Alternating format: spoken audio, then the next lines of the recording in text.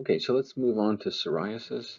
I've mentioned this already. So it's an autoimmune disease um, that causes inflammation of the skin and typically plaques, which you can see in the first image there. That's the plaque on the anterior part of the knee. It also occurs on the extensor surfaces of the elbows. It can be on the trunk, the scalp, and you can see that it's a raised red plaque with silvery scale typically on top.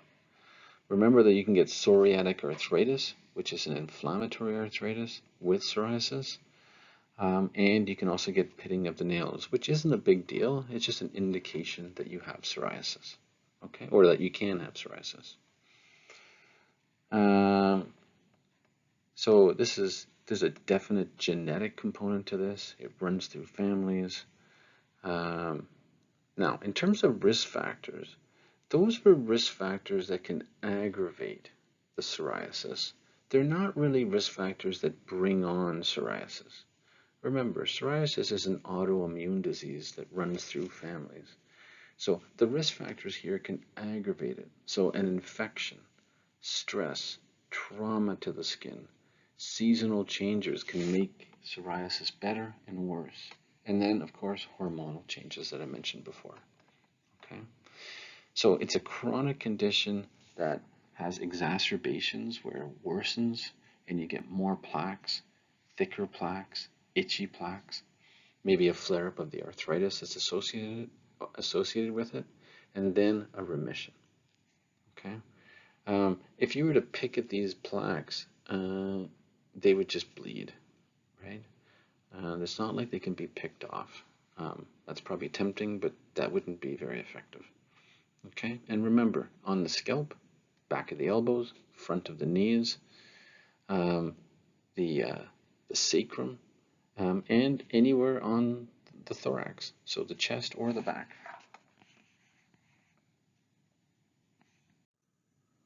Okay, so let's move on and continue talking about psoriasis, and we'll cover the treatment of psoriasis as well. Okay, so let's look at some therapies for psoriasis. Okay, so those thick plaques with a silvery scale on top. So one of the first therapies uh, that we use are corticosteroids, right? So we can use injections of corticosteroids right into the plaques to reduce the inflammation. Or we can use corticosteroid creams and ointments, which we frequently use. Okay. Now remember, corticosteroids thin the skin, right? So it's fine to be putting corticosteroids on the plaques, but we want to make sure that we're not putting too much on normal skin because it will gradually thin the skin. As well, we try to minimize putting corticosteroids in terms of creams on the face because of that thinning effect that will start to show through blood vessels as the skin gets thinner and thinner. So sometimes we still use it on the face. We'll just use a weak corticosteroid such as hydrocortisone. The ones that are listed here, betamethasone, triamcinolone, those are moderate potency corticosteroids that are often used in psoriasis. Okay, whether they're being applied by the patient or by a nurse, you need to wear gloves to put on corticosteroids, or at a minimum wash your hands afterwards so the steroids aren't staying on the skin. Okay, so higher potency corticosteroids for the plaques, lower potency corticosteroids for the face. Now, if we really want to settle down psoriasis, we can put corticosteroid creams on, and then we can wrap the plaques in saran wrap or some kind of occlusive dressing to keep the steroids right on the plaques, and that's going to help reduce the plaques even more quickly. Okay, so remember the atrophy of the skin as a side effect of corticosteroids. Also remember that if we use corticosteroid creams for a long time, the skin's going to lose its pigment as well. Okay, so those are long-term complications of corticosteroid cream use. Okay. Vitamin D analogs. So we discovered that vitamin D can be put into a cream, and it slows down cellular proliferation within the psoriatic plaques. Okay, so calcipotrione is the typical cream that's used. It can be irritating and cause some erythema of the psoriatic plaques. And because it's a vitamin D analog, some of it's going to get into the bloodstream, and it can actually cause hypercalcemia. Because vitamin D helps with absorption of calcium, it can potentially cause hypercalcemia. Okay. Another group of medications. So by the way, we're talking about by far the most common ones, even in the first group, vitamin A analogs. So vitamin A has been shown to help with the development of normal skin and also to slow cellular division and reduce inflammation. So there's creams such as tazarotene that can be used. It's just a vitamin A analog, and it can also be used for psoriasis. It's contraindicated in pregnancy, just like isotretinoin for acne would be definitely contraindicated in pregnancy. So would vitamin A analogs such as tazarotene. Okay. Vitamin A creams, whether it's for acne or for psoriasis, they're irritating to the skin. They cause redness and burning and inflammation because basically they're drying out the skin. Okay, they're sucking the moisture out of the skin.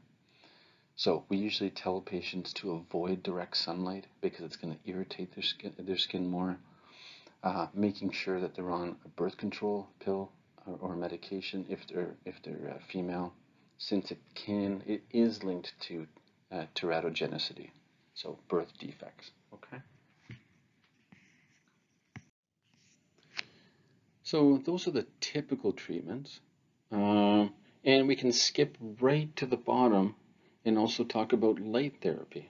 Okay, so light therapy in the form of UV therapy can be very beneficial for psoriasis.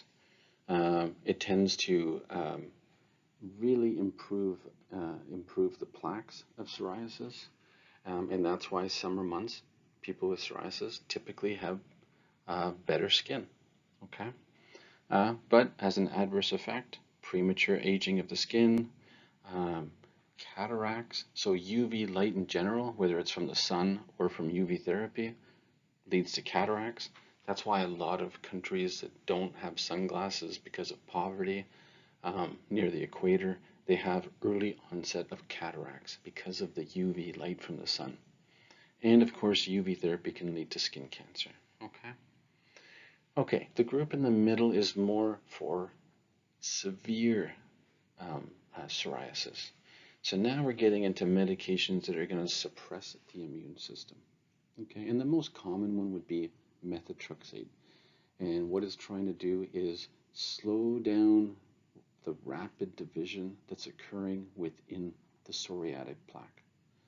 Okay, methotrexate is a chemotherapy agent, but also it suppresses the immune system, which is what we're using it for in this case.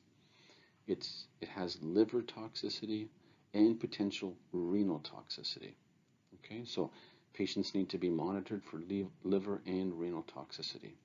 Methotrexate can also suppress the bone marrow, since that's a very rapidly dividing part of the body. So they can have low white blood cell counts, making them prone to infection, thrombocytopenia, making them prone to bleeding, and anemia, leading to weakness, fatigue, pale appearance. Okay, definitely these medications would be absolutely contraindicated in pregnancy. Okay, because it stops rapid cellular division, which is what's occurring in a fetus. Okay, typically alcohol would be advised not to take with methotrexate because alcohol can cause hepatitis and methotrexate can also cause hepatitis. Okay.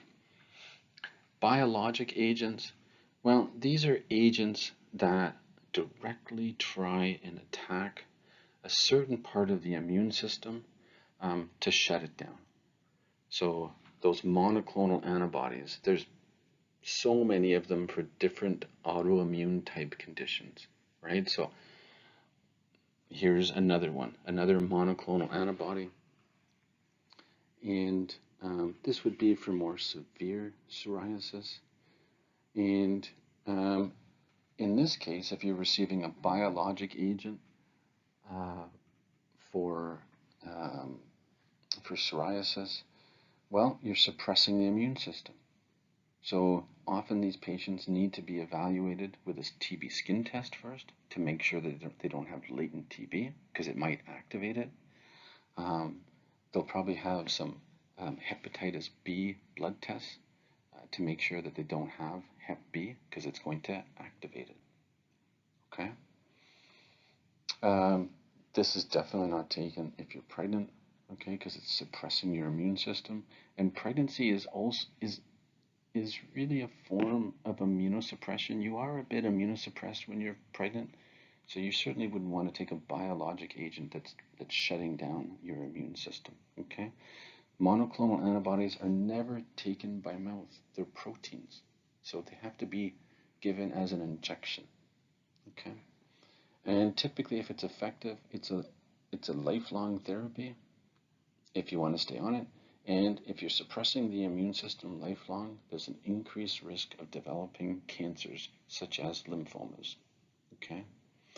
As well, if you're on this immunosuppressive, taking live vaccines, so what we call live attenuated vaccines, meaning the virus in the vaccine is crippled, so it's not purely live, but we tend not to give it to people that are immunosuppressed or who are pregnant or are taking a drug such as this one where their immune system is compromised. Okay. Azathioprine would also, azathioprine and cyclosporin, again, they're immunosuppressants in just a different way. They shut down the immune system. So the biologic agent also suppressed the immune system in terms of monoclonal antibodies, which we call biologic agents. But remember, immunosuppressants in general, such as azathioprine or cyclosporin, they shut down the immune system. They put you at risk for cancers later in life. They're teratogenic. And these can be nephrotoxic. Cyclosporin in particular is nephrotoxic. Azathioprine is hepatotoxic. Okay. Okay, so let's move on to the next slide. I hope that helps just categorize it. So the top box is really, yep, that's for the vast majority of people with psoriasis. The bottom box, the light therapy, yep, that can be added in addition to the therapies in the top box. And then the middle box there is really for severe psoriasis because of the side effects that those drugs can cause. Okay, so let's look at the image on the right in terms of psoriasis. And it says psoriatic arthritis, but let's just pretend it says psoriasis. So flaky scalp for sure, because you can get psoriatic plaques on the scalp, right? And because they have that scaly, silvery surface, it can lead to a flaky scalp. Uveitis, which is inflammation of the iris, that can occur because this is an autoimmune disease, and sometimes with psoriasis, and in fact with inflammatory bowel diseases such as Crohn's and ulcerative colitis, you can get attack of the iris by the autoimmune disease, and you can get what's called iritis or uveitis. Okay, so inflammation of the eye can occur with psoriasis. Psoriasis can also affect the the lining of the lungs, the pleura, okay? And it can damage the actual lung tissue. So you can get pleuritis, which is inflammation of the pleural lining, and you can get interstitial lung disease, which is inflammation and scarring of the lung itself. Okay, we could call that actually pulmonary fibrosis, interstitial lung disease. So psoriasis is damaging to the lungs and the eyes. Because of all the systemic inflammation that's occurring with psoriasis, you can get, well, whenever you have systemic inflammation in your blood vessels, you're more prone to atherosclerosis. So that can cause coronary artery disease, leading to heart attacks. That can cause cerebral atherosclerosis, leading to strokes. Okay, so there's chronic inflammation in the body, not just on these plaques. Okay, this is a systemic disorder. Joint pain and stiffness from psoriatic arthritis. Thickened, pitted nails can occur. So some patients with psoriasis have really abnormal nails. They're flaking and falling off and pitted. Okay. Because this is an autoimmune disease, you can get other autoimmune diseases along with it. About 10% of people get inflammatory bowel diseases, such as ulcerative colitis or Crohn's disease. Okay? And it's all because of this overactive immune system. The neck and back pain is going to be from the arthritic part of psoriasis. Okay? Anxiety, depression, well, there's a lot of conditions that potentially can happen that can lead to anxiety and depression. So the itchy, irritated plaques that are all over your body, the chronic arthritis that you're developing, and really just the chronic inflammation that's taken place in the body. Okay, so remember the plaque type lesions, the nail and scalp involvement is important.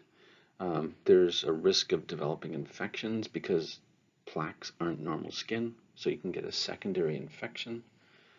You can also get a secondary infection because potentially you're on immunosuppressives, such as methotrexate. Okay, the psoriatic arthritis component is important to remember. And I think I'll leave it there. I don't think I'm going to mention much more on this slide, just again in the interest of time. Okay, so let's talk about dermatitis. And remember, dermatitis, just a fancy term for inflammation of the skin. It's not telling you what's causing it. So anything that causes inflammation of the skin, we can call it dermatitis. So it's a very non-specific term. So if you look at risk factors for developing a dermatitis, well, it could be something external, such as exposure to an allergen or exposure to a soap that you're sensitive to. Remember, there can be internal causes of dermatitis, right? So, for example, eczema is a skin condition that can cause dry, scaly, fissured skin. And it's not necessarily, it can be aggravated by external conditions, such as putting too much soap on it, but it's actually an inherited condition. Okay, so it's an allergic inherited condition. Dermatitis can be flared up by stressors. There's often a genetic predisposition to certain dermatitises. Okay. So what can we expect? So, by the way, if you look at these images, the one on the left is actually eczema. Okay. So eczema loves to be on the face and in the flexor surfaces of the elbow and the knee.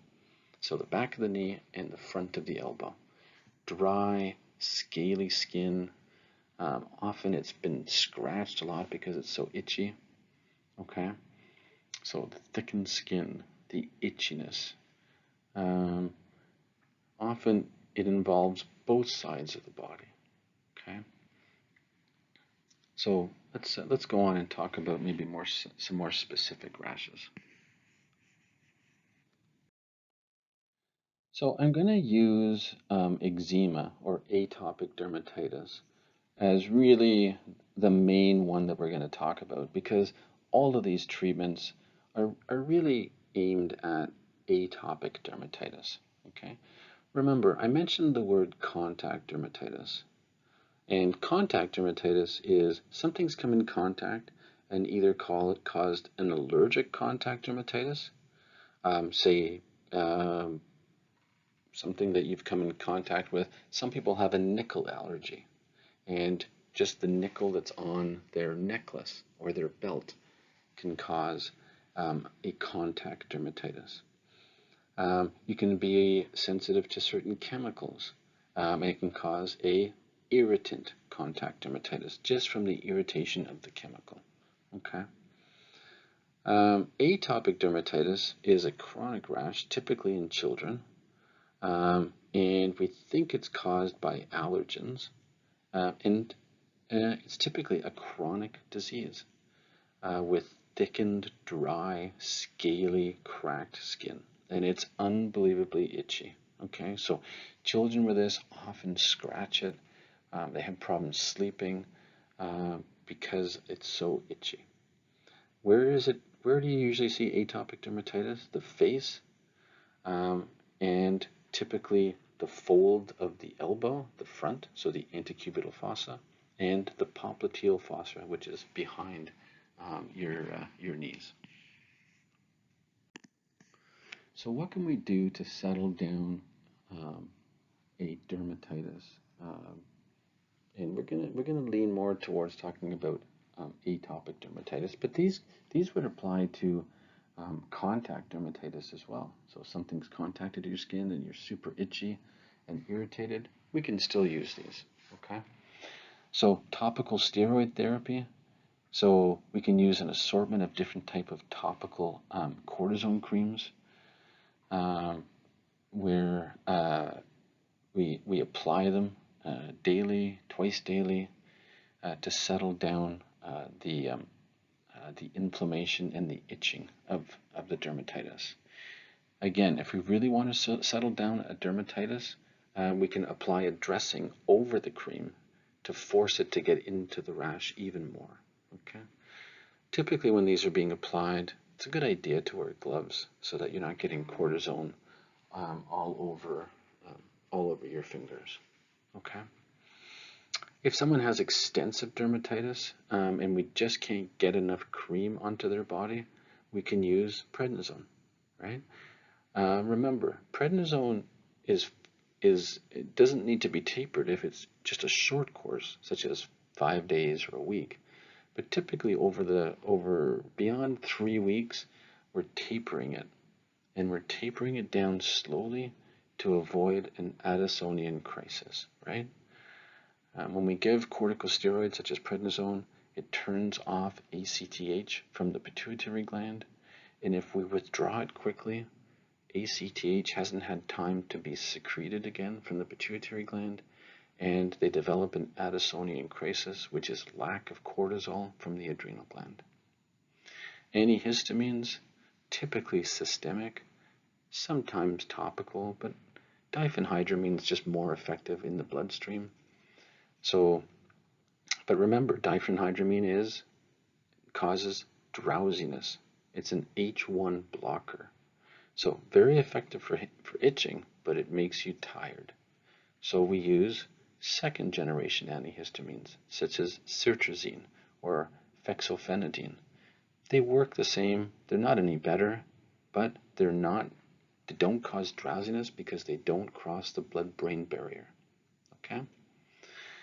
The next line for atopic dermatitis, because that's really what we're focusing on here, is basically a form of cyclosporin in a cream. So tacrolimus, which is in the same group as cyclosporin. So in a pill form, it could be used for organ rejection.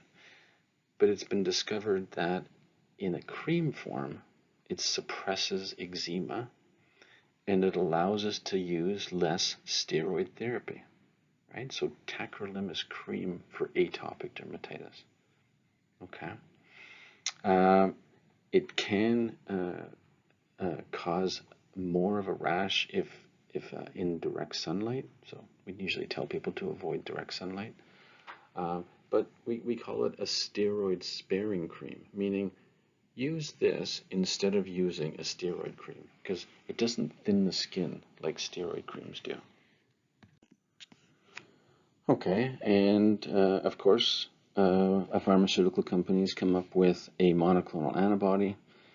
So it's going to be injected. It can't be taken orally because it's a protein, and it's meant to suppress part of the immune system that's causing the severe atopic dermatitis or eczema. Okay, so atopic dermatitis and eczema are really the same term.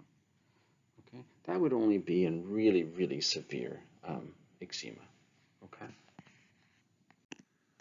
So I would think of eczema or atopic dermatitis as an inherited condition that your skin is extremely sensitive to irritants, allergens, sometimes foods that can really flare up the skin and cause it to dry out and crack open and be inflamed, and of course with intense itching.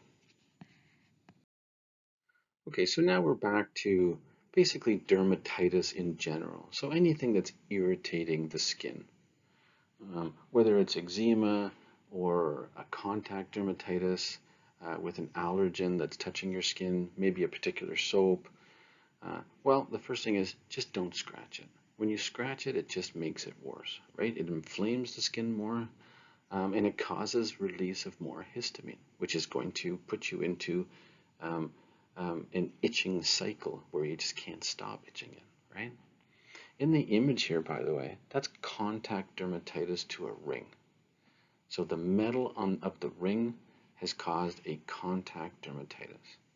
So what can you do for that? Don't wear the ring, okay?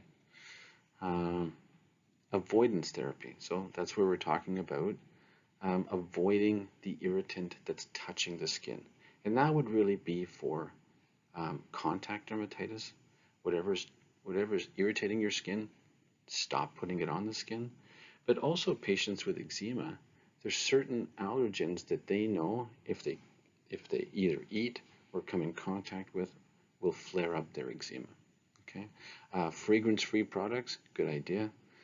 Less allergens and irritants that are potentially in the creams, the better.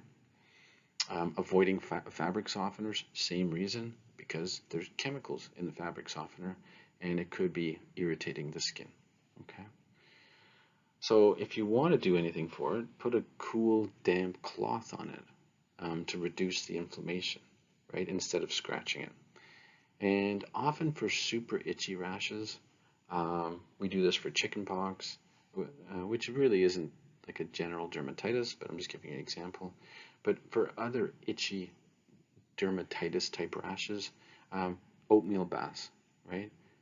Oatmeal in a lukewarm bath can really relieve the itching.